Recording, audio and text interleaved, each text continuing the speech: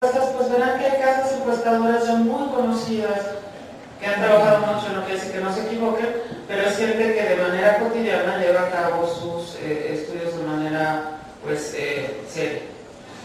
Finalmente, ahorita que salió me preguntamos, cuando yo presento resultados, y debía haberlo dicho al principio, resultados en donde digo ejército o fuerzas armadas, ¿incluye todas? Sí. Desgraciadamente hasta ahora los encuestadores no están midiendo los distintos grupos de las Fuerzas Armadas con la forma cotidiana que quisiéramos. En términos generales preguntan el ejército. Pero sí les presenté algunos resultados de la Marina, que son algunos de los que tenemos. Yo insistí el año pasado, lo reitero ahora, creo que sí tenemos que hacer un esfuerzo por distinguirlas, porque si bien en términos generales el ejército compuesto por todas las fuerzas es respetado, pues también hay diferencias, ¿no? Y las diferencias dependen pues del contexto, de lo que estén transmitiendo los medios, de la información que se reciba, e incluso de la cercanía que la gente tiene con distintos grupos de fuerzas armadas, ¿no? Bueno, ahora sí, pues estoy a su disposición para cualquier pregunta.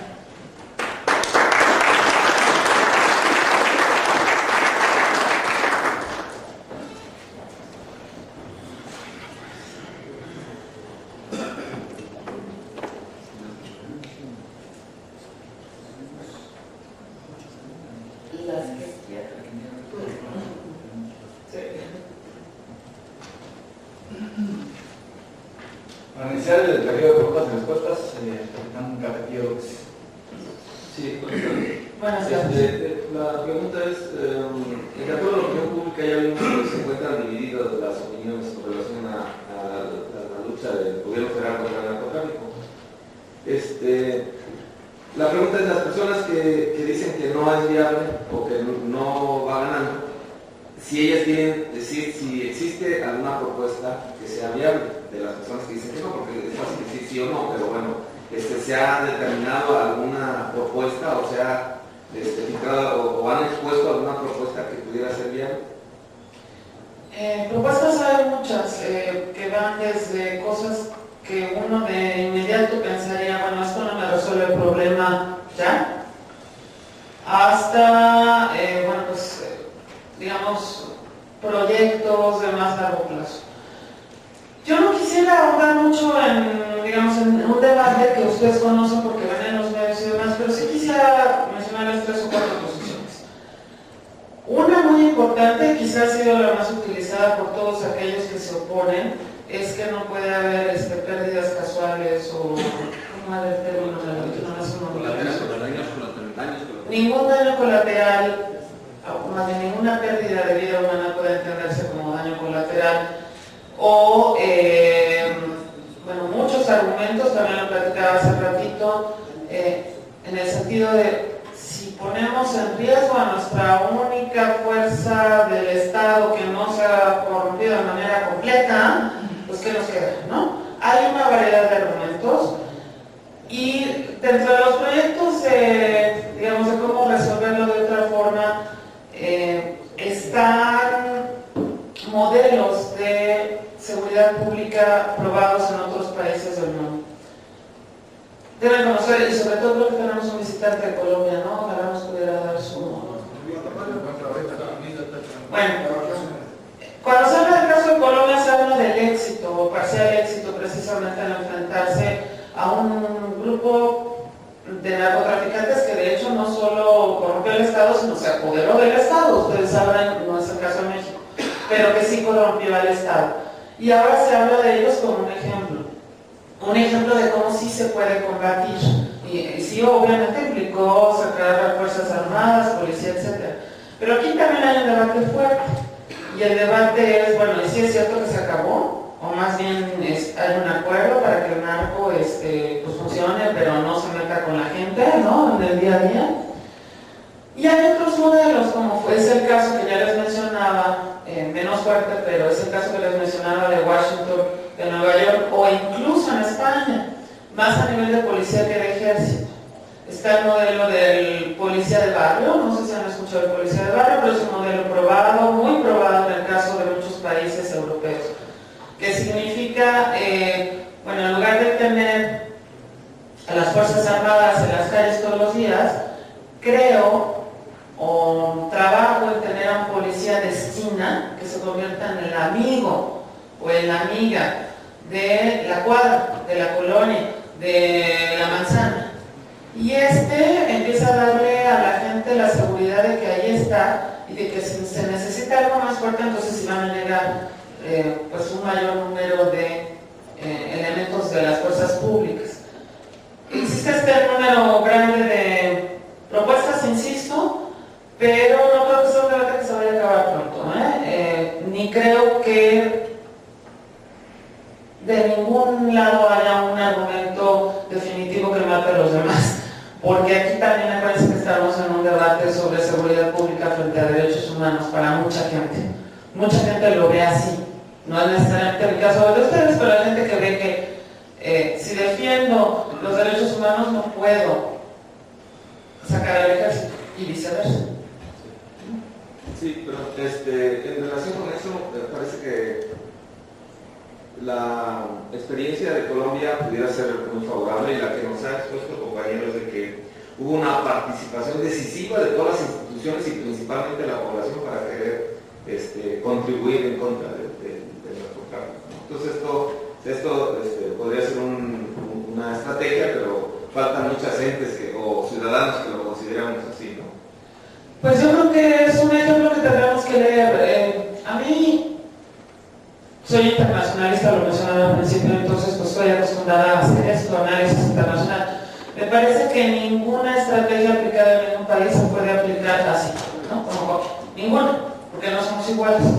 Pero ciertamente sí tendríamos que revisar cuáles son los objetivos, los tiempos, los métodos y los efectos, tanto positivos como negativos. Y también tratar de ser más críticos, porque ahora parece que en Colombia todo funciona muy bien. Y si ustedes ven a los especialistas colombianos, les dirán que no es necesariamente el caso, ¿no?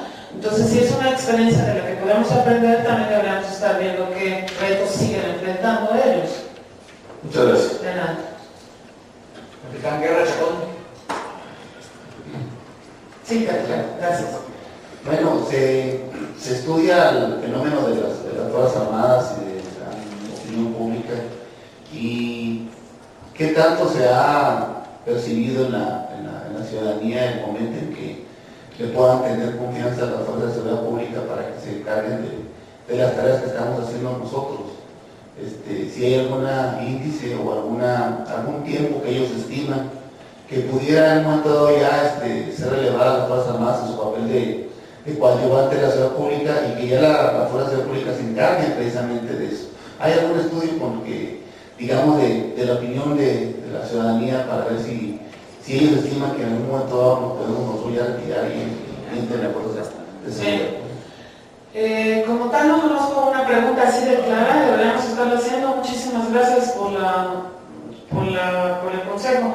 Lo que sí sabemos es que la gente sí quiere que, o más bien, dependiendo del lugar, y por eso les presenté resultados de Guerrero, de Nuevo León, etcétera, dependiendo del lugar, la gente quiere que sigan las Fuerzas Armadas o que no, y no porque se opongan a su presencia, sino porque ya les explicaba en muchos sentidos que la gente tiene miedo que se corrompa.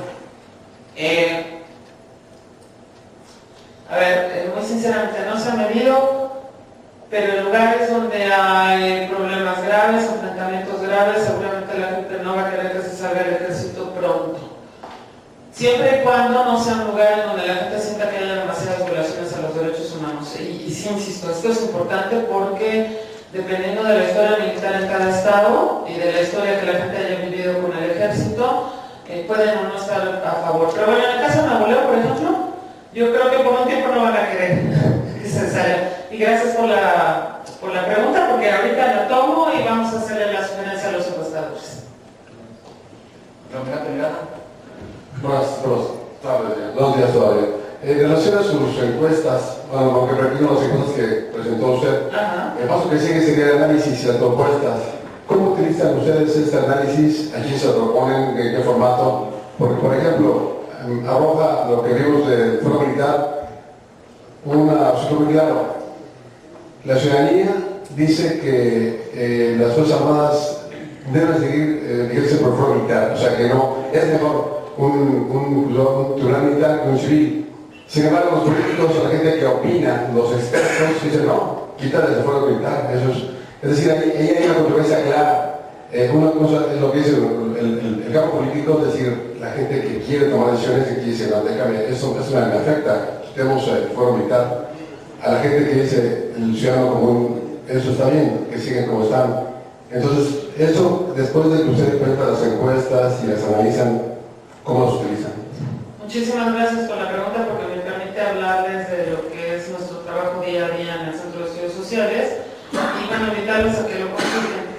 El Centro de Estudios Sociales y de Opinión Pública es uno de los 5 centros de investigación que tiene la Cámara de Diputados para atender las necesidades de investigación, de análisis e información de los 500 legisladores. Trabajamos para los 500 diputados con la independencia de su afiliación partidista, etc.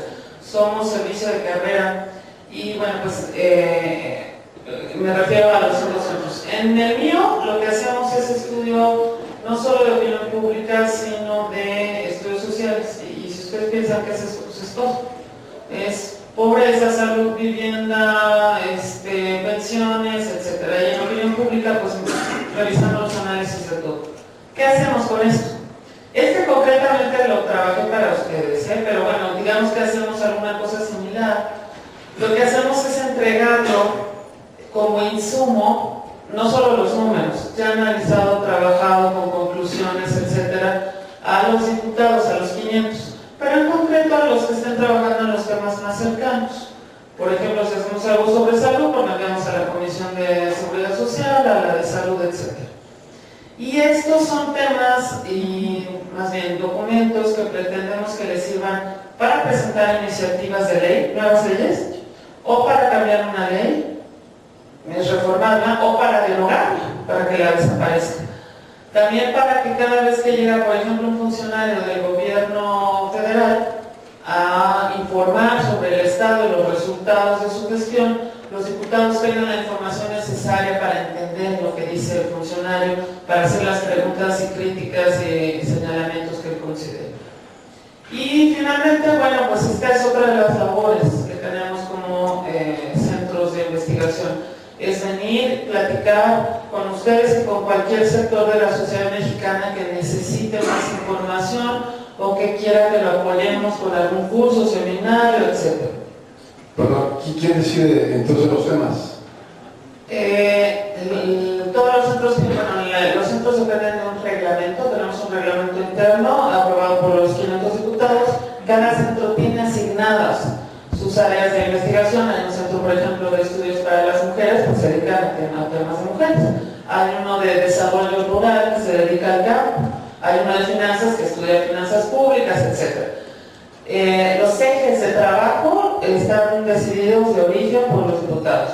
Los temas de trabajo cotidiano tienen pues dos perspectivas. Lo más importante para nosotros es todas las solicitudes de investigación, información y análisis que recibimos de los diputados. Cualquier solicitud que ellos nos hagan, siempre y cuando cumpla con esto que les dije, que sea para el trabajo parlamentario. ¿Cuál sería la excepción? Yo no voy a escribir un discurso político para ningún diputado, porque no es mi tarea. Yo nada más hago trabajo para su trabajo parlamentario. Esa es nuestra primera y más importante fuente para hacer trabajo. Y el segundo, todos los años, el director general, en mi caso, junto con mi equipo de trabajo, elaboramos una agenda de investigación para el año que se somete a aprobación de autoridades de la Cámara. ¿Quién es la autoridad? Pues la cabeza digamos, del trabajo de los servidores públicos de la Cámara, que es el secretario general, pero que también aprueba un comité de diputados compuesto por miembros de todos los diputados y que ellos revisan para ver si está pues, en los temas que a ellos les interesa, dado que realmente trabajamos para ellos. Ahora, todas las investigaciones del centro, absolutamente todas, las que se conforman en este segundo grupo, las que hacemos como parte de nuestro trabajo anual, todas las pueden consultar en la página de la Cámara de Diputados, en las ligas de cada uno de los centros de estudio, están totalmente a su disposición. Y bueno, en el caso de aquellas que solicitan los diputados, como estamos pues obviamente trabajando esos temas todavía están sujetos a confidencialidad hasta que el tema ya salió. Y es muy fácil entenderlo. Imagínense que si un diputado de una fracción parlamentaria está trabajando una reforma de ley sobre salud y se entera por el resultado de una solicitud hecha por este diputado, un diputado de la fracción parlamentaria B, pues a lo mejor se le roba el tema, o lo critica desde antes que salga, etc. Por eso es importante que nosotros mantengamos la confidencialidad hasta que el asunto se acabó. Y eso tiene que ver obviamente con, ustedes lo conocen, con la ley de transparencia. Ahora, si alguien solicita algún estudio que sepa que existe, pues la ley de transparencia nos marca a nosotros y lo entregamos. Gracias. Licenciado Ibarra Castillo. Sí, doctora, buenas tardes. Aquí respecto a su trabajo de investigación, me gustaría saber si tiene entre ellas alguna encuesta o informe de opinión sobre qué opina el sector empresarial en cuanto a la delincuencia organizada, cuál es su percepción y si esta le ha afectado en sus actividades productivas. Gracias. Si hay encuestas que ustedes pueden checar en los medios, les recuerdo que hacer este tipo de encuestas es más complicado, porque parecería un sector más pequeño, ¿no? Entonces, bueno, tengo que hacer menos preguntas. No, pero el problema es que tengo que ir a buscar a una muestra más pequeña que no sé si está en su oficina, está de viaje, etc. Si hay, el sector empresarial se ha quejado mucho de pérdida de recursos económicos a partir de de lo que se ha conocido, como el crecimiento de la delincuencia, por ejemplo, el sector turístico, ¿no? Ha sido uno de los que más se ha quejado de la delincuencia. Hay cálculos que vi, que tendrán como 6 meses, que dicen que la producción en general del sector industrial en México ha disminuido hasta el 40% como resultado de la delincuencia. Pero bueno, estos resultados no los traigo a la mano, simplemente les cito el dato, ¿no? 40%. Capitán Felicito Rodríguez. Doctora. Sí, mire, yo tengo dudas respecto a las encuestas, que no nada más a este centro, sino a otras más, en el sentido que tiene que ver con la comunicación que hace el gobierno con medios de comunicación y lo que percibe la población, la sociedad. Cuando dicen, ¿cuál es la diferencia? Es decir, que lo que creen, o sea, dice usted cree que esto, cree que lo otro, y entre lo que realmente es, ¿cómo diferencian eso? Ok, gracias. Bueno, yo les quiero recordar que ninguno de los resultados de estas encuestas las hicimos nosotros, todas son, todo lo que les presenté hoy son encuestas hechas por encuestadores. No es que el centro no las haga, pero nos estamos dedicando más ahora a temas de pobreza, migración, etc. Esas sí las pueden checar. A ver, muy buena pregunta. Cuando les hablaba hoy sobre cultura política y opinión pública, normalmente cuando decimos la gente cree, es porque es opinión pública, realmente lo cree. Cuando decimos la gente piensa, es que está más bien cambiando su opinión en función de la información que recibe. ¿Cómo distinguiríamos una cosa y otra? Habría que dar un seguimiento de largo tiempo a los resultados de las encuestas. Si yo veo que a lo largo de 10 o 15 años yo le pregunté a la gente algo y 10 o 15 años después, con independencia de si recibió información buena o mala, etc., dice que cree, eso ya lo deberíamos pensar como algo que sí cree, que realmente cree. Es como si yo les dijera, yo creo en Dios o yo creo en la familia, son valores que tienden a mantenerse. Son valores fuertes que no van a cambiar de manera rápida, a menos que haya una situación traumática, puede pasar, ¿no? Que si me muere un familiar, entonces ya no creo en Dios, pero fuera de estas situaciones traumáticas son valores y creencias que mantengo a lo largo del tiempo. Esa es una diferencia con decir, ¿qué piensa usted sobre la estrategia de seguridad del gobierno? A lo mejor él me dice que está regular, y mañana me dice que está mejor y pasado que está peor, porque depende de la información que esté recibiendo. Y también puede tener algo que ver el valor que tenga, si le gusta gusta o no que haya enfrentamientos y guerras en la calle a favor de otra cosa, que es la seguridad pública. Pero normalmente lo que vamos a ver son picos, ¿no? Dependiendo de lo que la gente oye. Esa sería una forma de distinguir. Si ustedes piensan en, ¿usted cree que no sé qué cosa? Vean cuál es el tipo de pregunta. Si no se refiere a valores realmente muy fuertes y muy permanentes, como sería Dios, la iglesia, la familia, etc., están preguntando opinión, lo que piensan, no lo que creen. ¿Me explico? ¿Sí? Adelante. Yo digo, ¿cuál es la diferencia entre lo que se cree o lo que se piensa, entre lo que realmente es y que se debe difundir? ¿Le puedo hacer una pregunta? ¿Usted cree en Dios? Depende de la situación, ¿no? Bueno, entonces creo que usted se contestó solito, porque usted me dice la diferencia entre lo que cree y lo que es. Seguramente para algunos Dios es y para otros es creencia, y para otros no es nada. ¿Cuál es la diferencia entre lo que se cree y lo que es? Lo que se cree no depende de lo que tú me digas. Yo lo tengo como creencia desde que soy niño.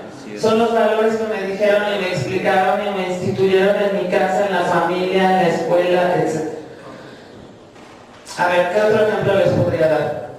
Uno muy bonito, ese lo he trabajado mucho en el centro, muy bonito no, pero bueno. ¿Ustedes saben cuál es el sector que tiene más miedo en México frente a la seguridad pública? Secuestros, violencia, robo, mano armada, que se metan a mi casa, que me asalten, etc. Bueno, a ver, si pensáramos en sectores grandes de la población más que, digamos, en ocupaciones. Las mujeres, efectivamente, los ancianos y ancianas, mujeres, ancianos y ancianas, y gente que vive en zonas que se ven inseguras. ¿Y ustedes saben quiénes son los sectores más sujetos al crimen, a las violaciones, a los secuestros, etcétera? No son las mujeres, no son los ancianos y no son las personas que viven en los sectores que se ven más inseguros. Son los jóvenes, no los ancianos, son los hombres entre 15 y 49 años y son las personas que viven en zonas donde hay mucho intercambio comercial. Esto no es mentira, ustedes chequen cualquier cifra, dato, etcétera, generada por el censo, por la Secretaría de Seguridad Pública, por ICESI, por todos los que están midiendo crímenes. Este es el ejemplo. ¿Cuál es la diferencia entre lo que yo percibo y lo que es? Por ser mujer, percibo que soy más insegura, tengo miedo. Pero resulta que si fuera un hombre, sabiendo los datos, teniendo 35 años, estaría mucho más aterrado que una mujer, porque está mucho más sujeto. Otra, si ustedes ven, comparen, por ponerles un ejemplo, la colonia Condesa en el sector de restaurantes, con la colonia Guerrero o la colonia Doctores. Los que viven en la colonia o se mueven por la Guerrero de la Doctores, pues van a tener más miedo porque se ve más oscuro, porque las casas pues a lo mejor no están tan bien cuidadas, porque tiene fama de peligroso y demás. Pero la gente que se mueve en la Condesa mueve más dinero porque van al restaurante, compran no sé qué y demás. Esa es la gente que está más insegura. ¿Cuál es la diferencia entre lo que es, creo y lo que es? Los datos. Ya le pusimos el ejemplo de Dios, le pongo otro. Los que se creen más inseguros, resulta que no son los más inseguros. Esa es una de las diferencias claves. Ahora, concretamente frente al ejército, yo creo que ustedes saben muy bien lo que es y lo pueden contrastar contra lo que la gente cree que es. Capitán Flores Morado. Sí, gracias. Está relacionada a mi pregunta. Tengo una pregunta y una precisión. La precisión es en el sentido de que hicimos una encuesta en la cual hablan de que a qué tribunal deben acudir los militares. Pero hay dos situaciones. Una es cuando el militar comete un delito fuera del servicio y cuando comete un delito dentro del servicio. Dentro del servicio vamos a los tribunales militares. Fuera del servicio vamos a los tribunales civiles. Eso no tenemos mayor escapatoria. Y de alguna manera también, si ahorita con la presión que se puso en cuanto a derechos humanos, si están involucrados civiles, pues también vamos a ir para allá con los tribunales civiles. Bueno, esa es la presión. Mi pregunta está relacionada con la que hizo Miranda Ceguera, en el sentido de la aplicación de los resultados que ustedes dan a las condiciones. ¿Tiene usted conocimiento de que en algún momento se haya utilizado alguna de ellas de manera tergiversada? Esto es, que ustedes digan en sus conclusiones, esto es negro, y la comisión diga, esto es negro, gris. Esa es mi pregunta. Gracias. No, sí, gracias. Tanto como tergiversada, no, porque no se puede. Los datos son duros, están, y además, por ejemplo, en el caso de estos, pues a mí que me digan que la encuesta dice 3 y la encuesta dice 5, pues yo tengo la encuesta publicada, y no solo por mí, que yo no la generé en este caso, sino que la generó un encuestador muy reconocido.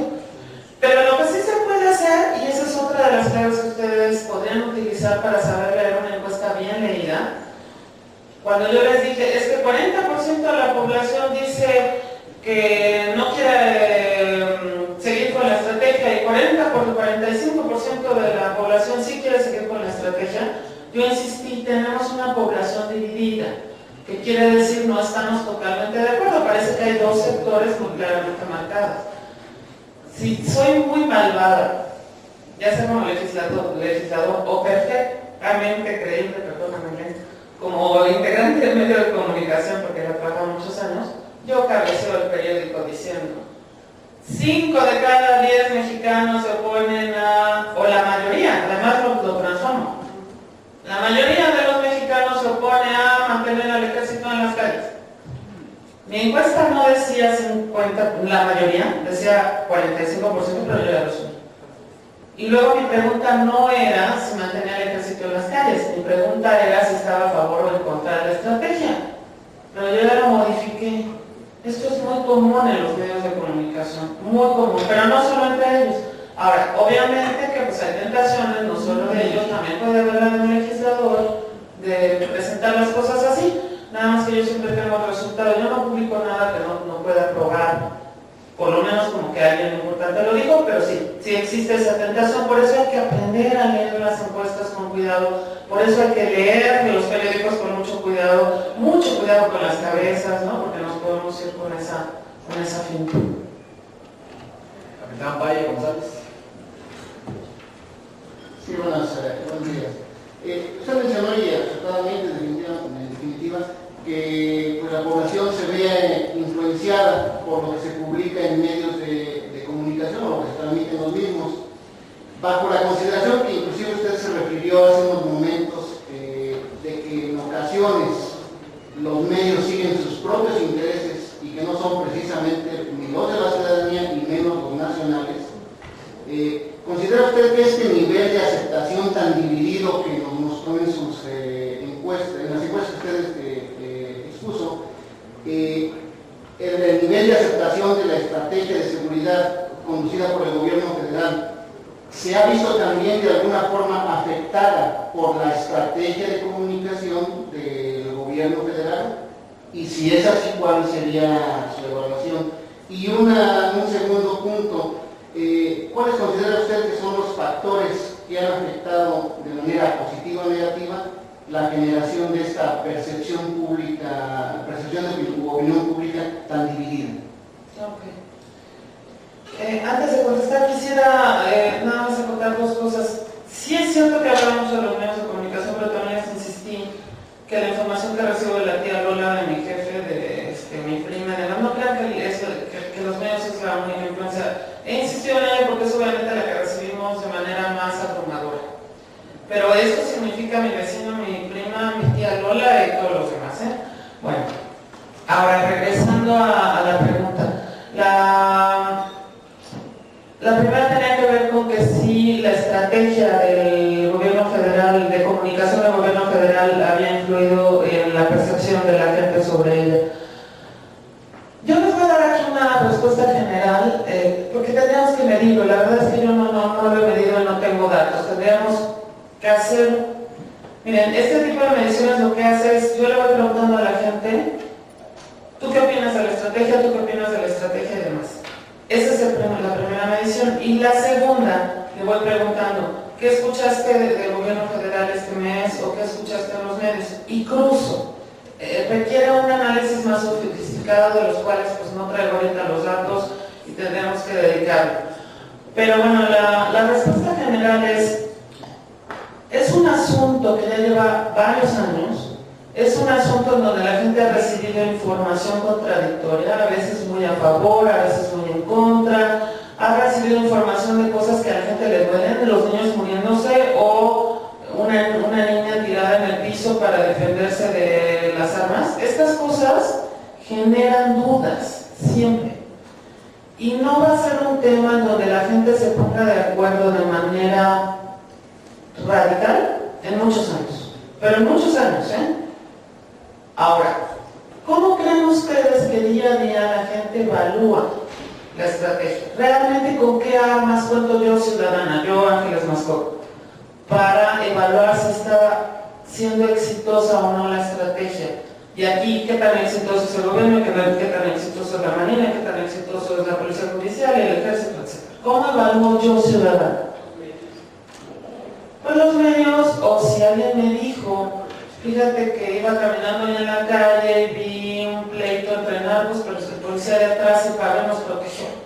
O sea, es la información que recibo. Yo, Ángeles Mascó, fuera de leer los informes del gobierno, y eso porque yo los leo, ¿no? Pero imagínense un ciudadano que no los lea. Los informes que presenta el titular del Poder Ejecutivo cada final de año, pues leo cuánta gente se murió, a cuánta gente se atrapó, a cuánta gente se metió a la cárcel, etc. ¿Qué más puedo leer? Pues los informes que ustedes mismos publican o los de la Policía Judicial. ¿Qué otra cosa puedo leer? Por los tribunales. Pero piensen cuánta gente revisa esa información. Muy poquito. El resto de la gente está evaluando y analizando a partir de la información que recibe. Por eso siempre va a haber estrategias permanentes de información al público, a ver cuál de todos los informes pega más. Para ser muy clara en la respuesta a sus preguntas, no le puedo dar una respuesta porque no la tenemos. Y no creo que nadie se la pueda dar. Quien le dé una respuesta así como muy convencido, habría que pensar si está tratando de ser objetivo o si sus valores y sus creencias personales no están influyendo de manera ideológica en decir si algo está bien o no. Y perdón por no tener la respuesta. Una última pregunta del capitán García Luna. Buenas tardes, doctora. Buenas tardes. A ver, surgen las dudas porque vimos ahí su presentación, aunque no fueron muy distinguibles las fuentes, ¿no?, de las encuestas presentadas. No alcancé a ver ninguna del INEGI, no alcancé a ver ninguna de SIDAC, y de SIDAC, bueno, ni de ICESI tampoco, ¿no? Pero SIDAC, por ejemplo, ¿qué tan confiable es para usted la publicación de números rojos del sistema penal? Y también observando ahí sus presentaciones vimos que las policías están hasta abajo en el ranking, ¿no?, de confiabilidad. Entonces, su punto de vista, ¿por qué se sigue fortaleciendo el sistema policial, no? Si eran de 8 a 36,000 y luego de tantos a 450,000, tanto que rebasan por mucho a las Fuerzas Armadas, ¿no?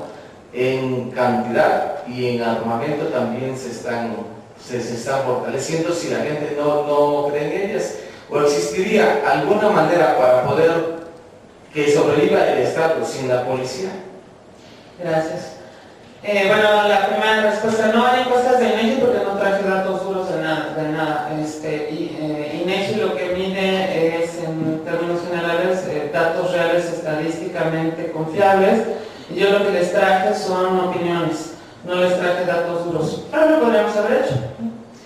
Segundo, sí podemos confiar en las encuestas de SIDAC, y si no traje porque no dediqué la presentación a la delincuencia común pública.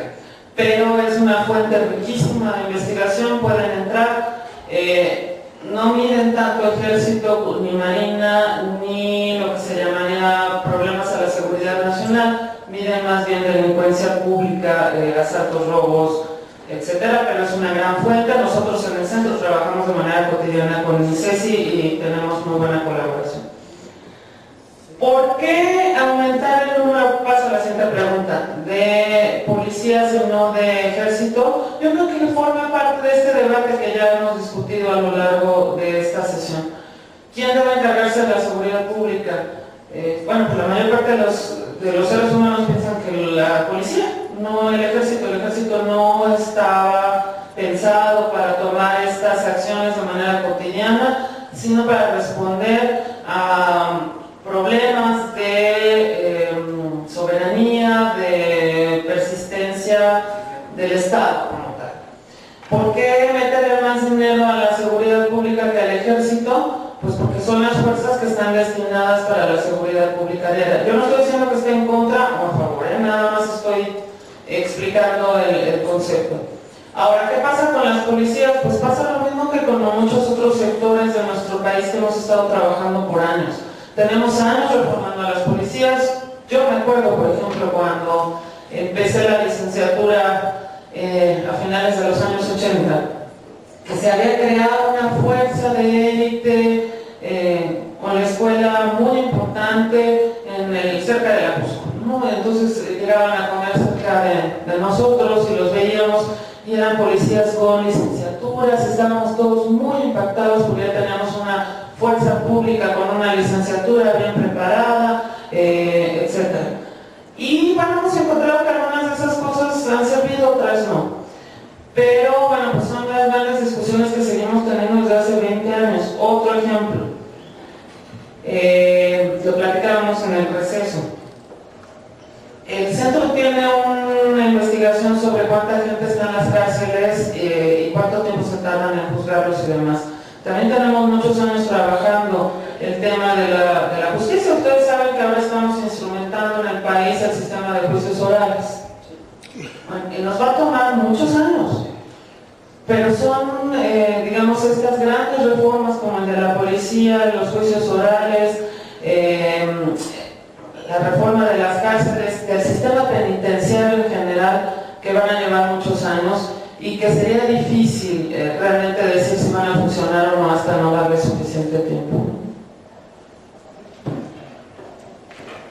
Para concluir, el capitán de navío Félix Quiroz Javier, alumno colegiado de la Maestría en Seguridad Nacional, dirigirá unas palabras a los doctores.